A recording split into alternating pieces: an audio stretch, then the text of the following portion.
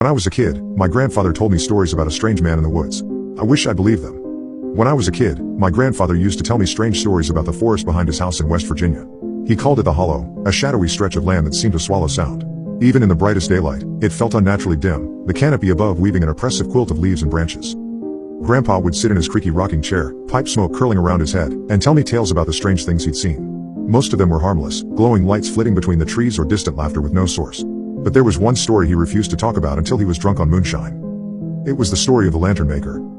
Back in the early 1900s, there was a man who lived alone deep in the hollow. People rarely saw him, but when they did, he was always carrying an old iron lantern. He'd walk the forest at night, the flickering light barely illuminating his gaunt face and wild eyes. Some said he was a hermit, others whispered he was a sorcerer. But everyone agreed he was dangerous. Local legends claimed he could weave strange things into existence with his lantern. It wasn't just light it cast, it was shadows, thick and alive.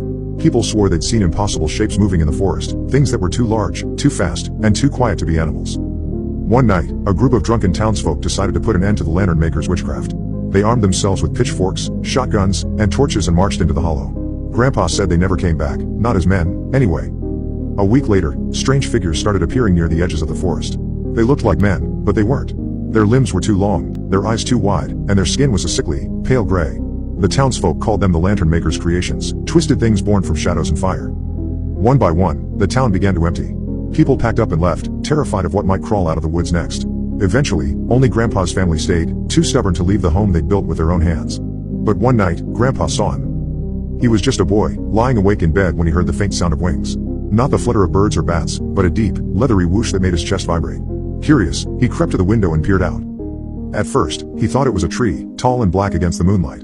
But then it moved. It unfurled massive, tattered wings and turned to face the house. Its eyes, red and glowing like embers, locked onto Grandpa. I couldn't move, Grandpa whispered to me, decades later. I wasn't scared. I was just trapped. Those eyes held me, like they were pulling me out of myself. The creature stood there for what felt like hours before it finally lifted off the ground. The sound of its wings was deafening, shaking the entire house as it disappeared into the night. After that, Grandpa refused to go into the hollow. He said the lantern maker had made his greatest creation, a guardian for his woods. Years later, I forgot about Grandpa's stories. I grew up, moved to Chicago, and only visited him a handful of times before he passed. But recently, I had to return to West Virginia to settle his estate. The old house was in worse shape than I remembered, creaking with every step, the walls peeling like dead skin. The hollow hadn't changed, though. It was still there, dark and quiet as ever. Something about it drew me in, the way it always had when I was a kid. On my last night there, I decided to take a walk into the woods. I don't know why, nostalgia, maybe, or a foolish desire to prove to myself that Grandpa's stories were just that, stories. I brought a flashlight and a knife, feeling absurdly brave as I wandered deeper into the forest. The air was colder than it should have been, and the deeper I went, the quieter it got. No birds, no crickets, just the sound of my own footsteps. I was about to turn back when I saw it. At first, it was just a glimmer of light, faint and golden, like a lantern swaying in the breeze. But then I saw the figure holding it. He looked just as Grandpa had described, tall, gaunt, with wild eyes that glinted like glass in the lantern's glow.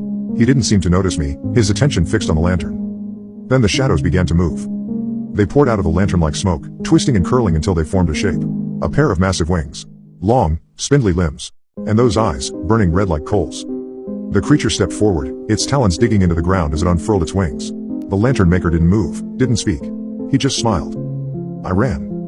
I don't remember getting back to the house. I don't remember packing my bags or getting in the car. I only remember those eyes, watching me from the edge of the forest as I sped down the highway. Now, every time I close my eyes, I see them. I hear the sound of wings in the distance, growing closer each night. I think the lantern maker isn't done with me. And I can't shake this feeling that I need to return to the woods. In the weeks since I left Grandpa's house, I can't stop thinking about the hollow. I dream about it almost every night now. In the dreams, I'm always walking through the forest, but it's not how I remember it. The trees are impossibly tall, their branches tangling into a canopy so thick no light can pierce through. I feel something watching me, but I can never see it. Then, without fail, the lantern appears in the distance, its golden glow swaying gently like it's waiting for me.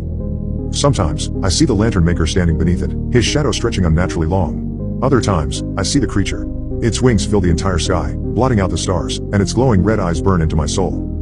Every time I wake up, I feel an overwhelming need to go back. It's not just a thought, it's a pull, a physical weight in my chest that grows heavier with each passing day. I've tried to distract myself, to ignore it, but it's always there, gnawing at the edges of my mind. I don't know if it's curiosity or something worse, but I can't shake the feeling that the hollow isn't done with me. Or maybe I'm not done with it. Last night, the dream was different. I wasn't alone. I could hear whispers, low and indecipherable, like 1,000 voices speaking at once. And then, for the first time, the creature spoke to me. It didn't use words. It didn't need to. It was more like a thought pressed into my brain, heavy and undeniable. Come back. I woke up drenched in sweat, my heart pounding like I'd run a marathon. The feeling hasn't gone away. I think I'm going to give in. Maybe it's madness, or maybe it's something I was always meant to do. But I have to know what's waiting for me in the hollow. I have to find out what the lantern maker created, and why it's calling me.